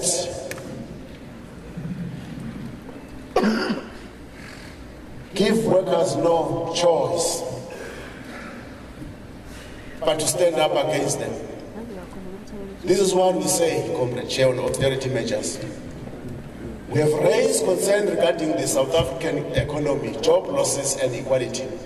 But in addition to poor economic growth, alarming levels of unemployment and rampant poverty, it is also important to highlight that the cost of living in South Africa continues to range, placing an enormous burden on consumers, especially low and middle income households and members of the working class, including our members. Yet, even as South Africans grow poorer, the recent medium-term budget policy statement revealed that government and national treasurer are still committed to following draconian and unsustainable austerity measures at the expense of its citizens to shore up its finances after years of mismanagement, corruption, and state capture. We must not be asked to pay the price when people swindle money from government coffers. Ordinary South Africans should not be asked to pay the ultimate price of corruption or for failed neoliberal macroeconomic policies. This cannot continue, comrade. Government must relinquish these policies and rather ease financial conditions to improve the resilience of consumers. With the stagnant economy and an unemployment rate now over 32%, it is evident that neoliberal macroeconomic policies have failed to work and that they have failed to the people of South Africa. We cannot keep doing more of the same and expect a different result. Therefore, compared to us, when we do that, it's not different. Like to keep the bull in a crawl, start to milk it, hoping that there will be milk, yet this is a bull. By its nature, it produces no milk. In the MTBP's National Treasury announced that it projected government spending cuts of 213 billion over the next 4 years, including 2023-2024 financial year, to manage its budget deficit. Additionally, it indicated that public sector wage bill would continue to grow below inflation, and that tax increases may be on the horizon. However, there is an abundant international evidence that show, comrades, how austerity measures such as these led to rising unemployment, falling income, and increasing of inequality. The moment marginalized groups in society, including women, children, minorities, migrants, and the poor, feel the biggest impact of these measures, comrade, the problems start. The social costs of austerity are enormous and undermine the realization of human rights. For an example, following the implementation of austerity in the wake of Eurozone crisis in Greece, cases of HIV infection leapt by 52% as the government cut its budget for a nil exchange program that targeted drug addicts. Additionally, comrades, suicides spiked by up to 36% in Ireland, Portugal, Spain. Unemployment rose significantly, and in the United Kingdom, wage growth remains stagnated for the majority, while social services were reduced. Austerity is not the answer. But contrary to the commitment to the counter-cycle policies, government spending on goods, services, and the salaries upon which many South Africans are reliant is barely keeping up with population growth. What this meant, comrade, is that despite the massive social challenges facing South Africa in areas such as health and education, spending per person to meet these needs has fallen in recent years. The increase in the VAT rate from 14 to 15% in April 2018 also represented a clearly retrogressive austerity measure, reducing the income of poor and low-income households. Ultimately, austerity measures have triggered the most inequality crisis seen in decades in South Africa and around the world. They threaten to undermine political stability as a massive hollowing out of public finance is taking place at a time when citizens and many developing countries can least afford it. We have already seen the severe effect of this crisis and spending cuts on members who serve at the front line against crime but continuously struggling to make ends meet and are forced to return home to the shack. Our members protect and serve our country every day and serve and deserve the dignity of decent wage and decent living condition.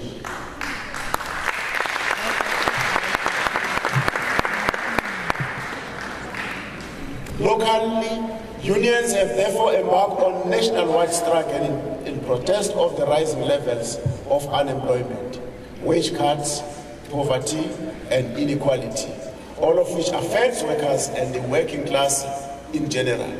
These strikes were also in defense of workers' hard-won right to collective bargaining. despite attempts by employers in both the public and private sector to undermine this constitutional right, but we did make an attempt. Workers are demanding that government do more to end the current levels of load shedding, cable theft, crime and corruption, and wasteful expenditure. They have sent a clear message that austerity cuts are crippling the state, suffocating the economy, and further plunging workers into high levels of indebtedness and misery. Workers' comrades have also sent a clear signal to the government, the Reserve Bank, and the commercial banks that the working class can no longer afford to bear the burden of rising levels of inflation, electricity tariffs hike, and relentless and reckless increases in interest rates in this country. We have, Comrade Chair, we have consistently and continuously raised the frustration of workers with the government and the private sector with minimal response. Workers are all losing hope and patience. Government must deal with rising levels of frustration, despair, anger, poverty, indebtedness, unemployment, crime, and corruption with urgency. Yet the government has become oblivious to socio-economic challenges and continued to promote neoliberal policies advancing the capitalist system while people live in poverty and suffocating in an ailing economy. South Africa needs innovation in the approach to avoid a fiscal trap which sees a downward spiral of mutual reinforcing, economic stagnation, how revenue and spending cutbacks. At the same time, South Africa needs to prioritize people's needs, the promotion of equality and the realization of rights as the key fiscal policy objectives.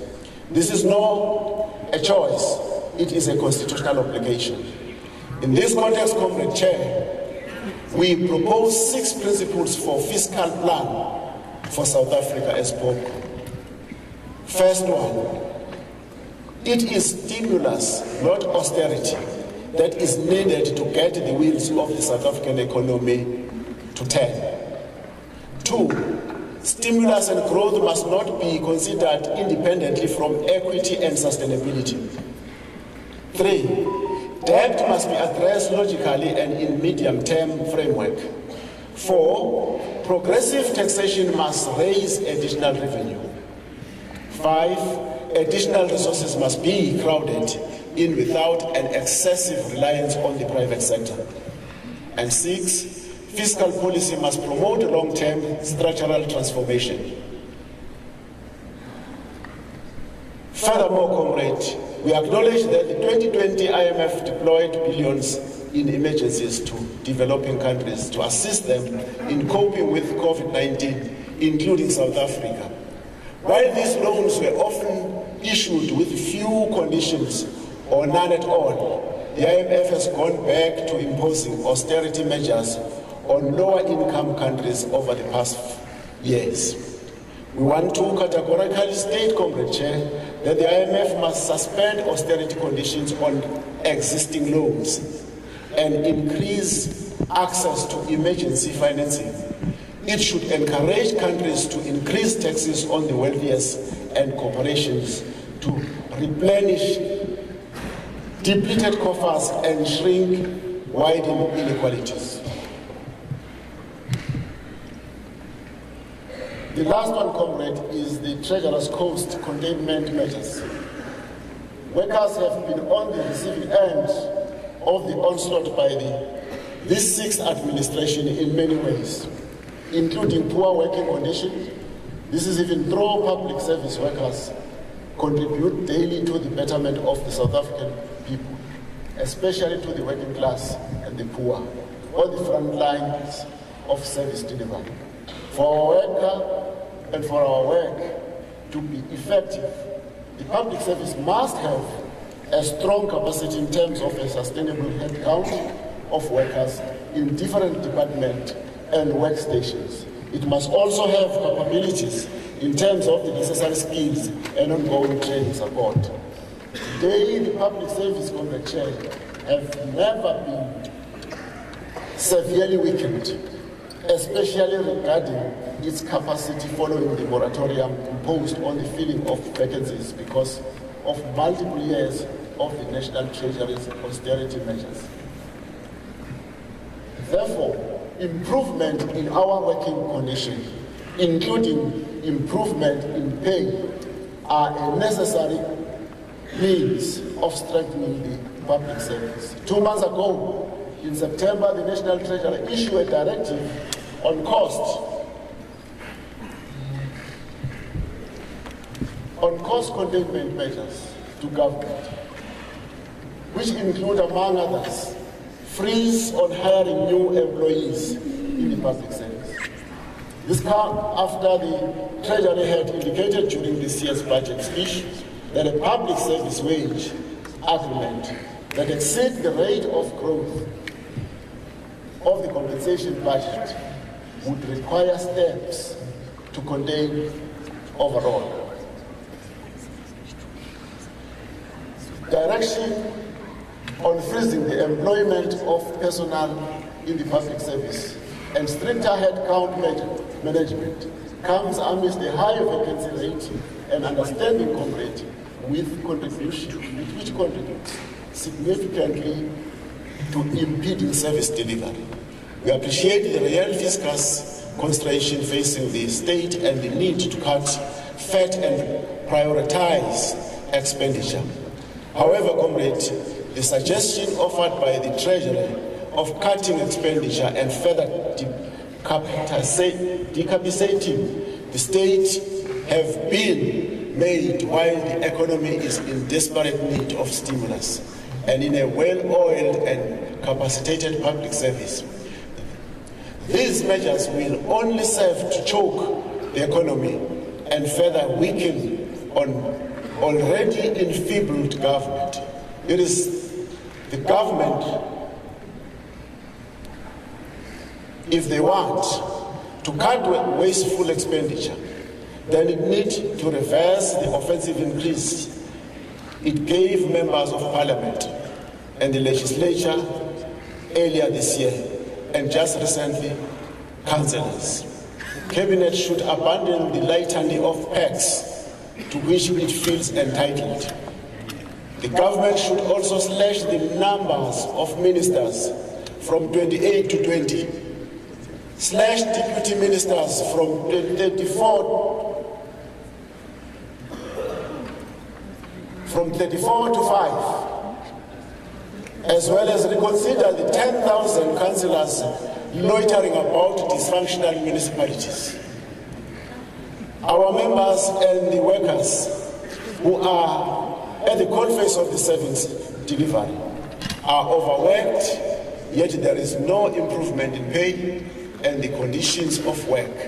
But the Treasury finds absolutely nothing wrong with instructing departments to halt employing additional personnel to render quality public service to the nation.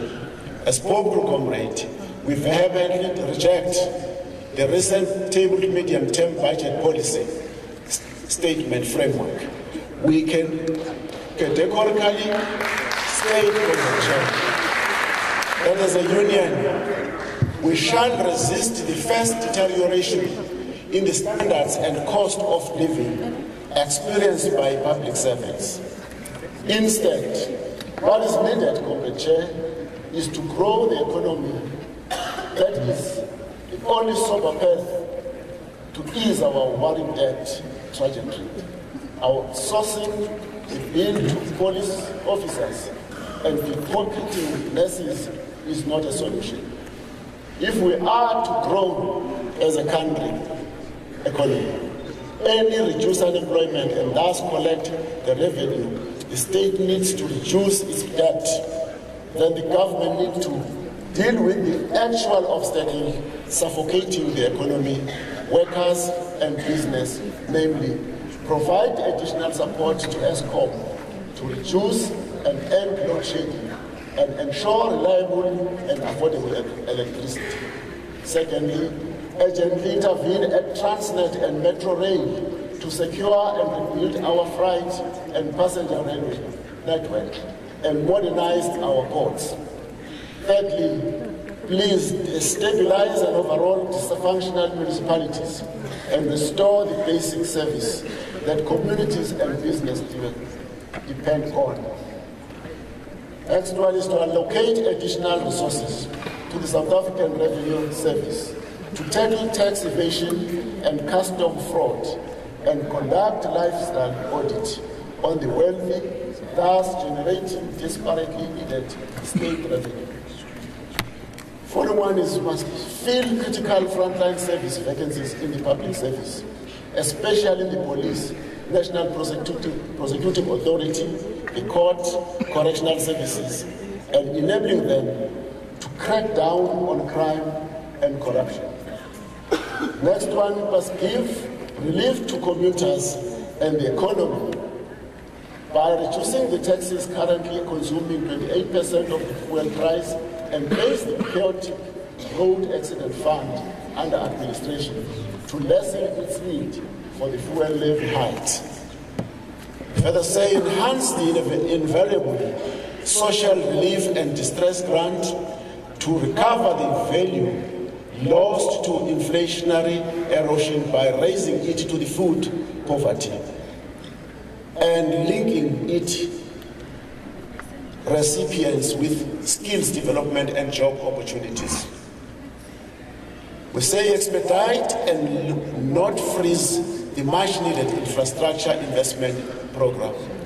We reiterate our call, comrades, for the government and national treasury to end the moratorium on vacancies to improve the capacity of the state to deliver a quality public service.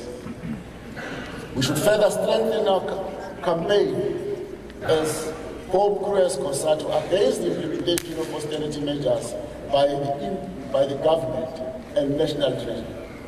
If the government can show the necessary fortitude and vision and implement these common sense interventions, the economy can return to growth and soon meet the 4% growth target. This will set the nation on the path to a prosperous job creation economy led by a capacitated development state and ensure the fiscus is also set back on a secure path. That is what, comrade, will result, and that is what we aspire to have.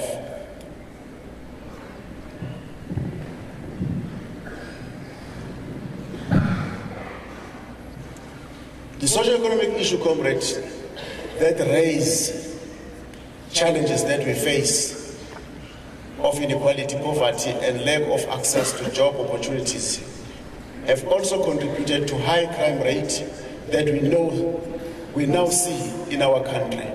According to the World Population Review, South Africa has the third highest crime rate in the world and the third highest rape statistics globally as well. South Africa also has a notably high rate of assault, homicides, and other violent crimes. Likewise, comrade, the latest quarterly crime statistics released by the Minister of the Police, Comrade Begitele, painted a blurry picture of violence tearing away at a social fabric while our citizens tremble in fear in their own homes. Despite small signs of improvement, as many as 6,228 people were violently murdered between April and June this year, equating to 68 murders a day. This is even more than the 5,448 cars hijacked in the same period, which seem to signal that our lives are even less valuable than our vehicles. Additionally, another 149,806 conduct crimes such as attempted murder, assault were committed which translates to an average of 1 conduct crime committed every 15 years, from a total of just 3,832 kidnappings in the entire 2012-2013 financial year. There were 3,854 kidnappings in 3 months alone. This is frightening trend, comrades, that points to a failure of crime intelligence and a well-entrenched culture of impunity among our country's criminals, who no longer fear consequences of their deeds. In 2029, President Ramaphosa declared in his State of the Nation address that he aimed to have reduction of violent crime within 10 years. But almost half through this period, it appears that violent crime has instead doubled. It is clear that criminals have declared war on the people of South Africa. So today, we are increasingly seeing the South African military and soldiers deployed to safeguard our communities, as we saw during the 2021 riots and again this year ahead of planned protest. We have even seen the military deployed to protect our power plants and key infrastructure against theft and sabotage. Calling on soldiers to enforce the rule of law would indicate that our police are failing in their mission. But if our country's police service is unable to enforce the law of our society, then, comrade, then has the government not failed in its responsibility to provide adequate safety, security, and protection for citizens against the perpetrators of crime. South Africa's landmark constitution is lauded globally as a champion of human rights, but high crime rates are threatening our democracy, our economy, and ultimately all who live in this best land. South Africa's police service needs greater support in the fight against crime, but this fight is not their responsibility alone. It is time for all South Africans to stand and unite against this scourge, and this platform should assist our deliberation to develop measures that will yield a positive path and a faster result in reversing crime.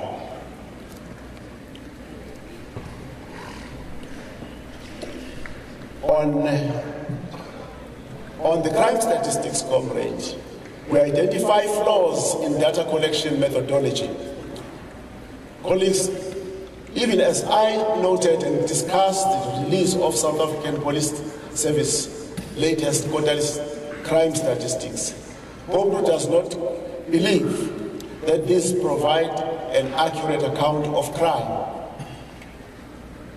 These figures are not aligned with the realities facing our members and communities, and the situation may be even worse than indicated. There are several serious underlying issues and flaws on the data collection method that must be addressed, such as inaccurate data collation from each province, department, and the under-reporting of crime and variances in the interpretation and classification of crime, which together may have resulted in significant discrepancies. It is important, comrades, to recognize that quarterly crime statistics are not an end in themselves.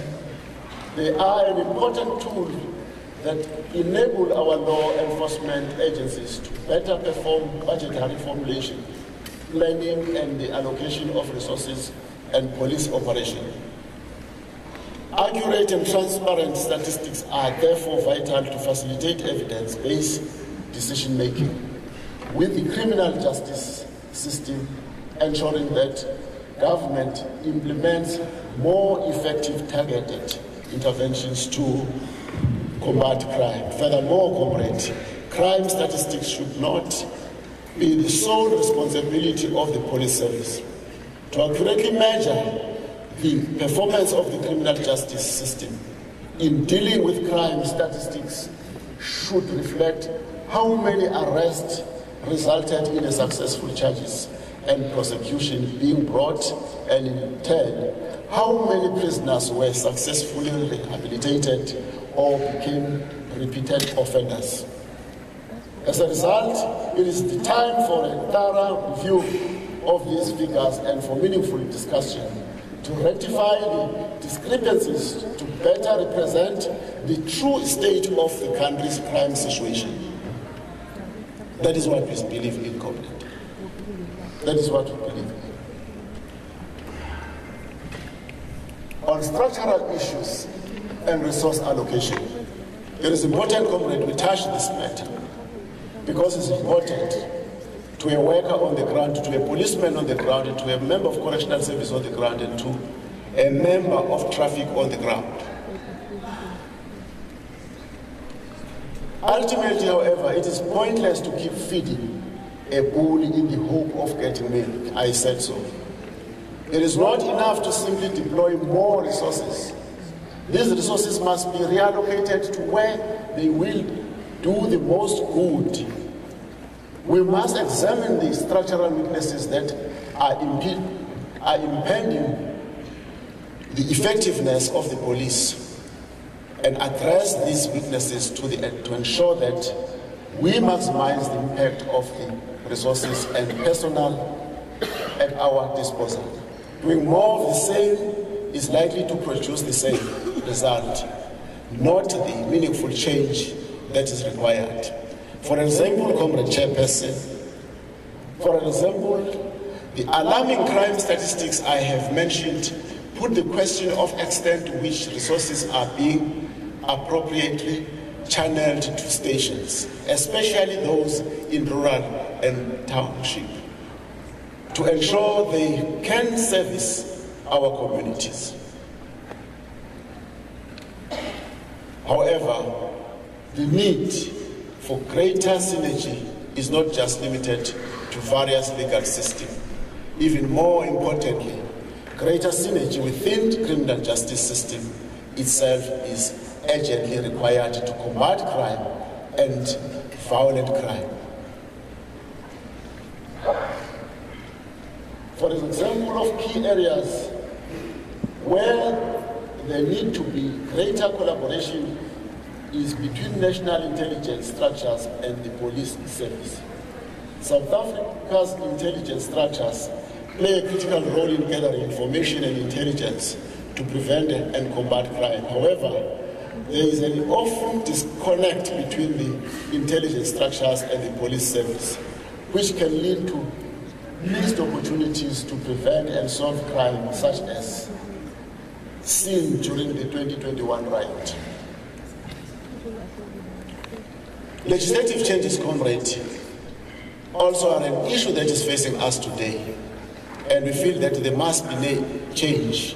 In parallel to building a modern and fit-for-purpose criminal justice cluster, we must support the criminal justice system with modern and fit-for-purpose legislation, as outdated and ambiguous legislation hampering the fight against crime. For example, comrade, one legislative framework that need to be changed and that need to be changed as soon as possible is the Criminal Procedure Act of 1977. And this is the legal framework, comrade, that regulates how police, courts, and correctional service are supposed to work. But they operate on the Criminal Procedure Act of 1977, who states that you need to report a crime in the location where it occurs to open a case. This hampers fighting cybercrime, for example, as it is difficult to pinpoint where the crime occurred. If it happened in another country but impacted in South Africa, it becomes even more difficult for the police to assist. Likewise, Comrade Chair, with the advancement of technology, witnesses should not be required to travel to courts to testify, and finally sentencing and parole laws must be brought in line with the Constitution.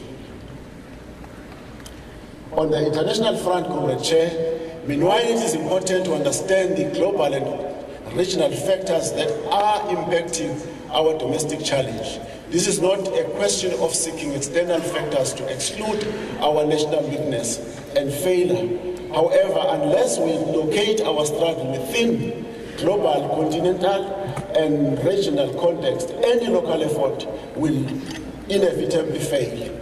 The world has entered a protracted period of turmoil and crisis at all levels, which is being expressed by a crisis in global relations, wars, austerity, increasing misery, and the obscene accumulation of wealth in few hands. We have also witnessed sudden eruption of class struggle and resurrectionary movement and revolution in one country after another, as unacceptable conditions force millions of people to seek solutions to intolerable burden that capitalism is placing upon them. Comrade Chair, comrades, as we begin our 10th National Congress, we need to be acutely aware of the position we find ourselves in, locally and globally. It is our mandate to pinpoint injustices and shed light on all self-serving measures imposed by the government and leadership within our sectors. Over the coming days, unity, cohesion, and discipline must remain our mantra as we seek to advance the interests of our members and the working class. Good progress has been made, but we can and should not do so. I would further like, comrade, to highlight that the way in which we conduct ourselves in the execution of our political activities and in which we discharge our organizational responsibility reflect closely on POPCRU's name and reputation as a leader for the working class. POPCRU came into existence before many of us occupied leadership positions at various levels. This movement will outlive all of us. Our historical task, Comrade Chair, carry itself precious torch through the brief time we are in leadership and pass it on undiminished to the generation that will follow. The torch, whose flame represents the hope of our membership, burns with the fuel of our contribution and rests upon our contribution on the values and conduct of our forebearers. Courage, generosity, honesty, self-sacrifice, humility, truthfulness, integrity, and self-restraint. These are the values that must reside in POPCRU's membership as the foundation and the life of our movement. It has been an honor to have been a part of the collective that has served as elected by the 9th Congress. Now, as we look ahead, I wish you fruitfully deliberation and sound problem solving. I leave you with thought-provoking quotes by the late Bishop Tutu Comrades, who said, "If you are neutral in situations of injustice, you have chosen the side of the oppressor."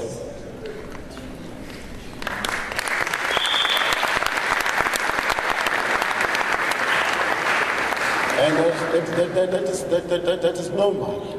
That's a clergyman who understood his institution, who all time says, "No, Tina, we are Christians." And he told the same Christians that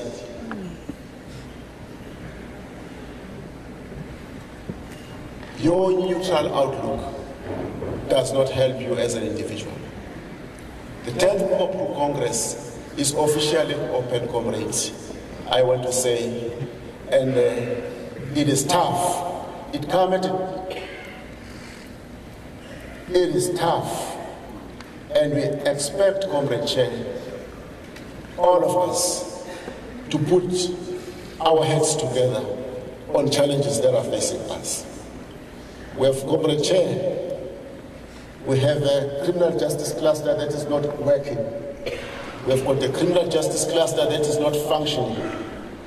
Departments in the criminal justice cluster are working as individual departments. Yet their operations are directed by the provisions of the Criminal Procedure Act. That is why, Comrade Chair, in the operation of the criminal justice, the only department that suffers is the Department of Correctional Service. Because when everybody say, now in the festive season we are going on the road as traffic with a slogan, Eti umlilo, sishisa umlilo. As sishisa umlilo across the road, where do we take these people? We take them to correctional service. And correctional service is at all time overcrowded because the criminal justice system, comrade, fails to address the operation, the synergy of operation amongst the Department of Criminal Justice. As the police are going to fight crime in Durban, Comrade Chair, fight crime, arrest every criminal, get a joke. Members of the Department of Justice are driving down from Durban to Cape Town with their cars. And they will come back in January. And then who is dealing with the prosecution of these people who have been arrested? Nobody. Because this department is a problem. And I so wish, Comrade, in my discussion with the president of NEHAO, we could sit down and discuss this matter and at least help them and trigger them to be able to be part of the chain so that we could be having a quality operation of the criminal justice system. Comrade Chair, on that note, I want to declare this Congress open. Amanda, I will do.